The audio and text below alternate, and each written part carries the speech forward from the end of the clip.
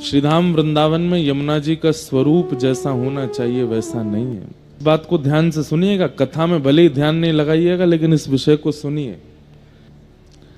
श्री अयोध्या जी में भी कथा के विश्राम दिवस मैंने इस विषय पर बहुत जोर देकर के बोला था।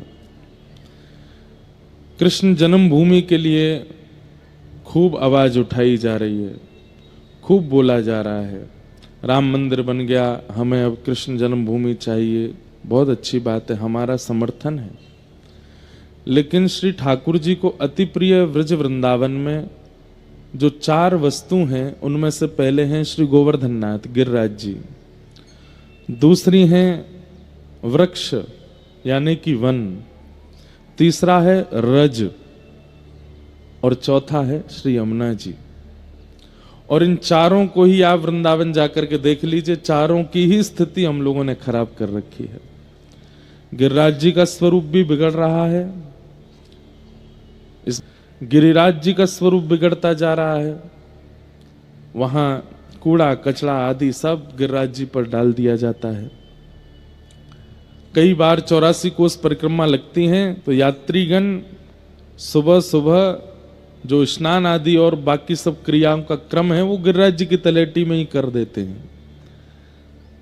कितनी कष्टदायी बात है, जिसको ठाकुर जी पूजते हैं ऐसे गिरिराज जी पर हम लोग कैसी स्थिति कर रहे हैं।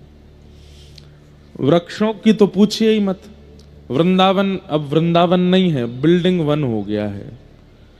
वृंदा यानी तुलसी का वन, वृंदा यानी श्री कृष्ण के प्रेमी भक्तों का वन। अब तुलसी वन की जगह, भक्त वृंद की जगह पर्यटन वन हो गया है, बिल्डिंग वन हो गया है वृंदावन, हाईटेक वन हो गया है वृंदावन। वृंदावन में वन नहीं बचे, गिरिराज जी की स्थिति हमने खराब कर दी। रज भी अब सब जगह से लगभग समाप्त होती जा रही हैं, विश्राम होती जा रही हैं। सब जगह पक्के पक्के सब रोड आदि सब बनाए दिए जा रहे हैं। और श्री यमुना जी में तो आचमन ही नहीं कर सकते आप। यदि आपने आचमन किया तो आपको घनघोर पीलिया की बीमारी हो जाएगी या कोई और रोग लग जाएगा। क्यों? यमुना जी है ही नहीं, यमुना जी है ही नहीं। यमुना नगर आपके हरियाणा के बाद यमुना जी का स्वरूप नहीं है। फिर हम लोग सब लोग जो व्रजवासी हैं, ये दिल्ली के लोगों का चरणामृत पी रहे हैं वृंदावन में। यमुना जी नहीं है वहां पर। दिल्ली के लोगों का स्नान का जल और आदि आदि जो दूषित जल है वो वृंदावन में आ रहा है। यमुना जी का स्वरूप हमने वहां से बिल्कुल अंतर ध्यान कर दिया है।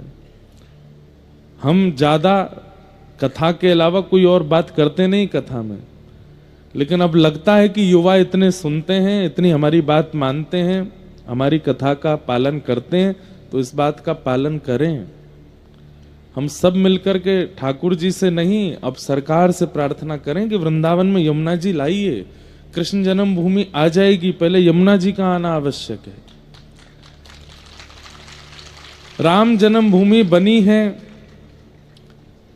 अयोध्या में, वहां सरजू जी का जल, मैं अभी गया था, रोज 2-3 बार स्नान करने गया, इतना सुंदर पवित्र जल।